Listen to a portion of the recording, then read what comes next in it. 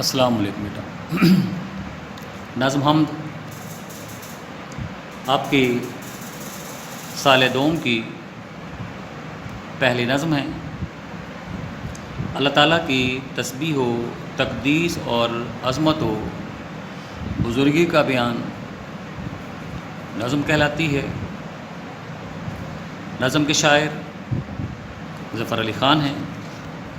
پہلے 4 اشعار نظم کے آپ لوگ پڑھ چکے ہیں۔ شعر نمبر 5 سے آج ہم اپنے لیکچر کا آغاز کریں گے، حسب دستور، حسب معمول، حسب روایت۔ پہلے ہم شعر لکھتے ہیں: میری افتادگی بھی میرے حق میں اس کی رحمت تھی،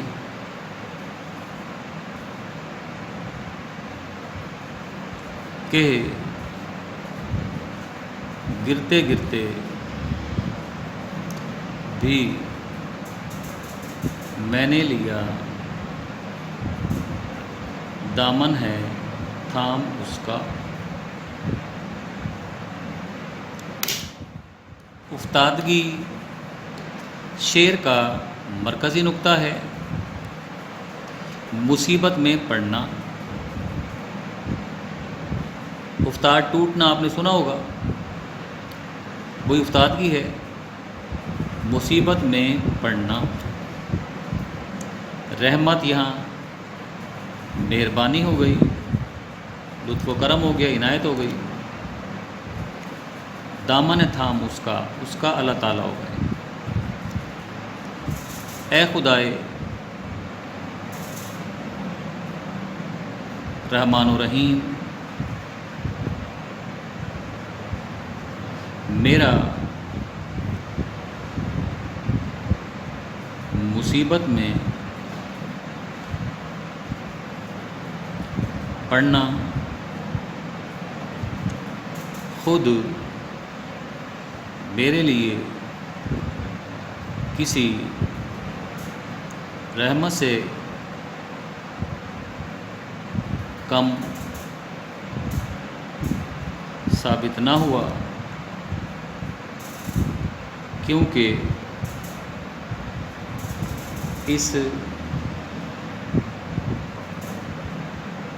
مصیبت اور آزمائش کے باعث میں تیرے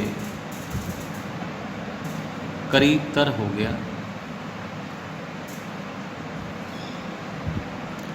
قریب تر ہو گیا۔ مرکزی خیال کیا ہے؟ مرکزی خیال ہے کہ مصیبتیں انسان کو جگانے کے لیے آتی ہیں،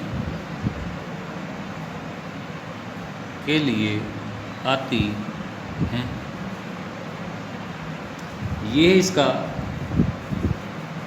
مرکزی خیال۔ یہ شعر بیٹا ہمارے پچھلے شعر سے ریلیونٹ اور وابستہ ہے۔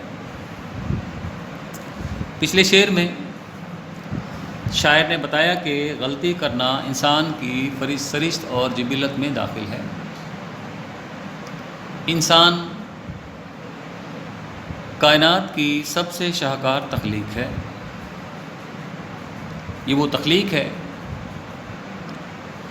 جسے اللہ تعالیٰ نے فضیلت اور بڑائی عطا فرمائی۔ کس طرح سے عطا فرمائی؟ پہل اسے احسن تقویم پر پیدا فرمایا، اسے فرشتوں سے سجدہ کرایا، اسے سننے کے لیے کان، دیکھنے کے لیے آنکھیں، سونگھنے کے لیے ناک، بولنے کے لیے زبان، پکڑنے کے لیے ہاتھ اور چلنے کے لیے پاؤں دیے۔ پھر اسے اپنا نائب بنایا، اور نائب بنانے کے بعد دنیا میں اس کو بھیج دیا مگر وہاں بھی خدا کی رحمت کم نہ ہوئی۔ طرح طرح کے احسانات اللہ فرماتے رہے، اس کو رشد و ہدایت کے لیے مختلف زمانوں میں مختلف پیغمبر علیہ السلام اللہ تعالیٰ بھیجتے رہے۔ پیغمبر علیہ السلام لوگوں کو دین کی باتیں سکھلاتے رہے۔ انسان چونکہ فطرتاً ظالم اور جاہل بنا کر پیدا کیا گیا، اس نے انبیاء علیہ السلام کی باتوں سے روگردانی کی، اپنی ذات میں بدمست ہوا، کائنات میں آنے کا حقیقی مقصد فراموش کیا اور گناہوں کی دلدل میں پھنس گیا۔ خدا کے احکامات سے سرکوبی کی اس نے۔ انسان اپنی فطری طبیعت کے باعث غلطی اور گناہ کر بیٹھتا ہے، مگر ساتھ ہی اسے پچھتاوا بھی ہوتا ہے۔ جب پچھتاوا ہوتا ہے اسے معلوم ہوتا ہے کہ یہی خطائیں قیامت کے روز میرے لیے وبال جان بن جائیں گی اور میرے گناہ مجھے جہنم کا ایندھن بنا دیں گے۔ جب اسے جہنم کے ان شعلوں کا خیال آتا ہے تو وہ سربت سجود ہو جاتا ہے، خدا کے سامنے گڑ گڑاتا ہے، روتا ہے، گناہوں کی معافی طلب کرتا ہے۔ افتاد کا ٹوٹنا اللہ تعالیٰ کا معمول ہے کہ جب کوئی شخص گناہ کرتا ہے تو اسے یک لخت سزا نہیں دی جاتی، اسے پہلے چھوٹی چھوٹی مصیبتوں کا شکار کر کے اللہ پاک کی طرف راغب کرنا چاہتے ہیں۔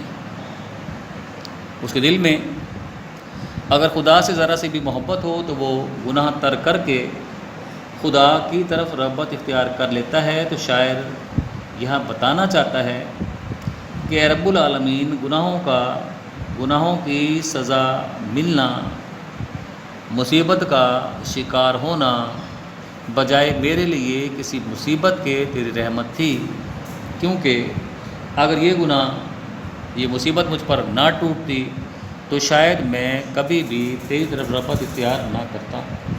گویا شاعر کا شعر ہے یہاں، بہت خوش ہوں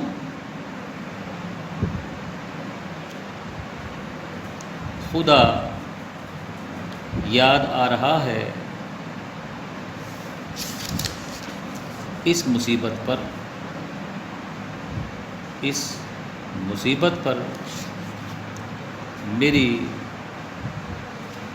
کشتی کو اے طوفان یوں ہی زیر و زبر رکھنا۔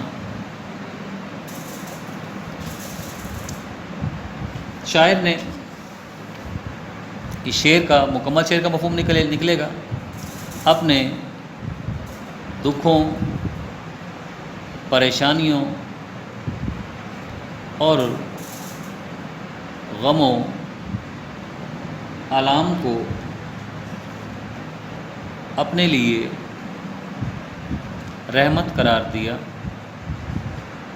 اس کا خیال ہے کہ ان غموں اور پریشانیوں کے باعث میری آنکھوں پر پڑا ہوا غفلت کا پردہ چونکہ اتر گیا، مجھے اپنے رب کی یاد آ گئی۔ گویا یہ مصیبت کا ٹوٹنا، پریشانیوں کا مجھ پر حاوی ہونا میرے لیے خدا کی رحمت تھی۔ میں جب اپنی غلطیوں، لغزشوں کے باعث بدنامی اور رسوائی کے گھٹا ٹوپ اندھیروں میں گرنے لگا تو ایسے میں نے اللہ تعالیٰ کی رحمت کے دامن کو تھام لیا جس نے مجھے گرنے سے بچا دیا۔ پھر ہم شعر لکھ سکتے ہیں، میری بے کسی کا عالم ہے میرے لیے مبارک کہ ہمیشہ گرتے گرتے تیرا آسرا لیا ہے۔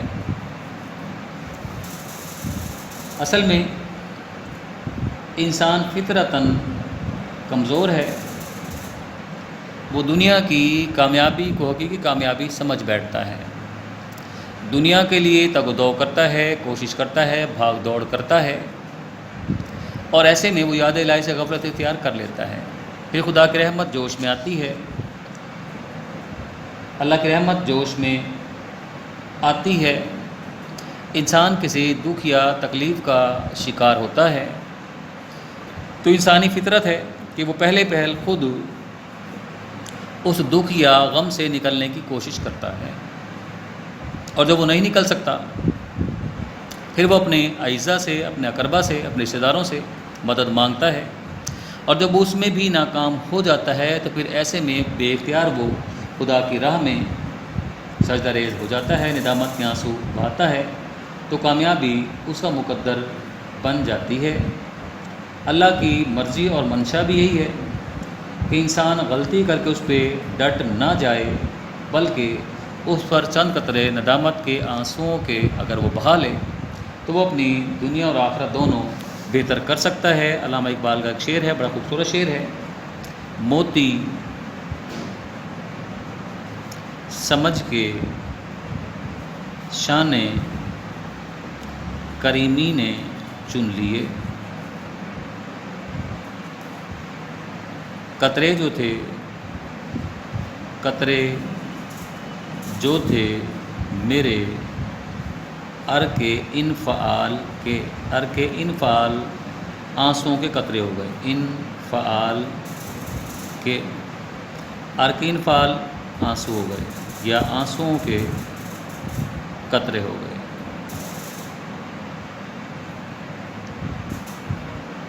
یہ بیٹا جی آپ کا شعر تھا، شعر میں یاد رہے کہ اس شعر کی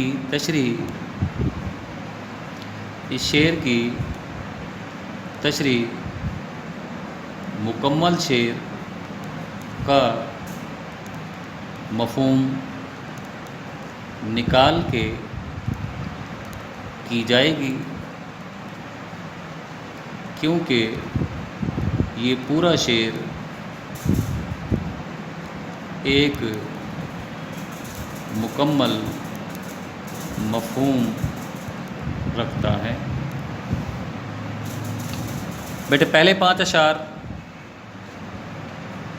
آپ کے ٹیسٹ میں شامل ہوں گے، بار بار پھر بتا رہا ہوں چونکہ میں نے آپ کے سلیبس میں وہاں نظم حمد لکھ دی ہے، باقی کے جو 2 اشعار آپ لوگوں کے رہتے ہیں ان کے حوالے سے آپ کا ٹیسٹ میں آپ کے 2 اشعار نہیں آئیں گے، آپ انہیں تیار نہیں کریں گے۔ جو کچھ میٹیریل آپ کے پاس پہنچے گا وہ یاد کرنے کے آپ پابند ہیں، جو میٹیریل آپ کے پاس نہیں پہنچا وہ یاد کرنے کے آپ پابند ہرگز نہیں ہیں۔ ہاں یہ یاد رہے کہ نظم سے خلاصہ آپ کے ٹیسٹ میں ہر حال میں شامل ہوگا، خلاصہ آپ کسی اچھی کتاب سے آپ لوگ دیکھ لیں گے۔ یہ تمام اشعار کے مفاہیم اکٹھے کر کے بھی آپ خلاصہ بنا سکتے ہیں، لیکن مفاہیم چھوٹے چھوٹے ہوں، اتنے طویل اور بڑے نہ ہوں کہ آپ کی نظم کا خلاصہ 12 سطور سے کہیں آگے پہنچ جائے۔ خلاصہ 12 سطور سے ہرگز زیادہ نہیں ہونا چاہیے۔ خلاصے میں نظم کے اشعار جس ترتیب سے آ رہے ہیں وہ اسی ترتیب سے آنے چاہیے۔ خلاصے میں کسی قسم کا کوئی شعر، کوئی حوالہ، کوئی حدیث، کوئی قرآن اس میں شامل نہیں ہونی چاہیے، یعنی آپ کو جو اضافیت ہے اسے گریز کرنا چاہیے۔ تو یہ بیٹا آپ کا آج کا لیکچر ہوا،